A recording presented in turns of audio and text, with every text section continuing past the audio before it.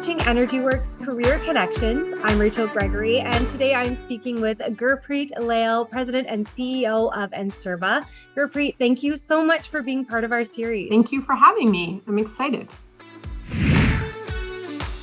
Tell us a bit more about Enserva for those who have never heard of you before. What is it that you do and offer to people? For sure. So we are an advocacy and lobbying firm or company, and we represent the energy services, supply, and manufacturing sector.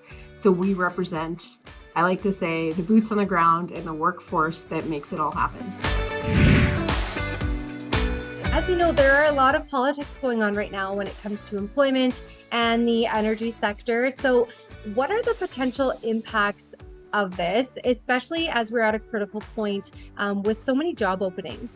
I think the energy sector in general has become a political hot topic for every level of government, which is unfortunate in that, we're an industry, a robust industry, and becoming a political pawn isn't doing anybody any favors. And, specifically around the labor shortages that we're seeing, it's been really difficult. And at Enserva, we work with all levels of government, but we also understand that this energy service supply and manufacturing sector, in order for us to thrive, we need people. I really wish this would turn into a conversation about attracting talent into the industry and talking about all the innovation and technology and skill sets and career development and career paths that can take place within the sector that, people are glossing over when they're talking about this in politics. And, that's not doing a service to anybody.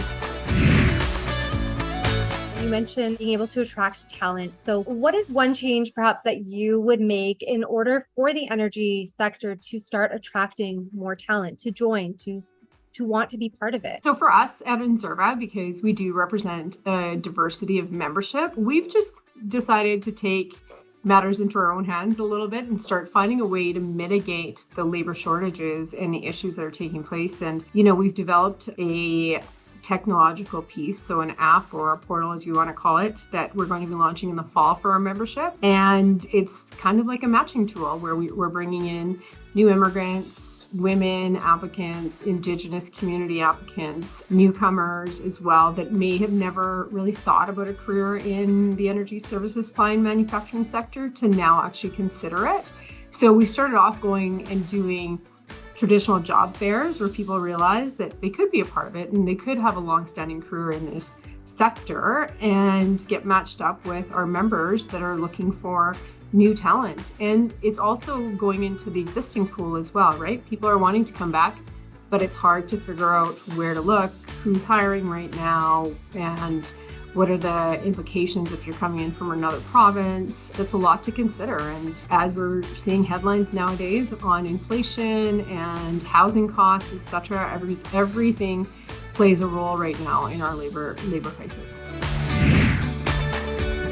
You did mention a labor shortage, and so there's a lot of exciting projects in sustainable energy like CCUS and hydrogen. So what is the risk that some of these projects and developments could be delayed or perhaps not even built? There's risks of projects not being developed in a timely fashion. We won't meet the deadlines that everybody else is setting for our industry, that is for sure. And, in order to get to the innovation and get to new projects, we need new talent. I mean, especially when it comes to younger talent. When I look at, the new and exciting people coming out of university, you want them coming into the sector because they've got the new skill sets. They've got that energy to come up with new ideas and innovate where, somebody like me, longstanding in my career, may overlook. We need that new young talent coming in and helping us get to the next level.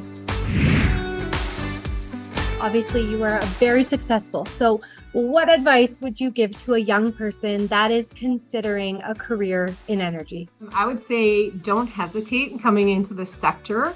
This industry is so unique in that, you can have a variety of careers throughout your career life cycle.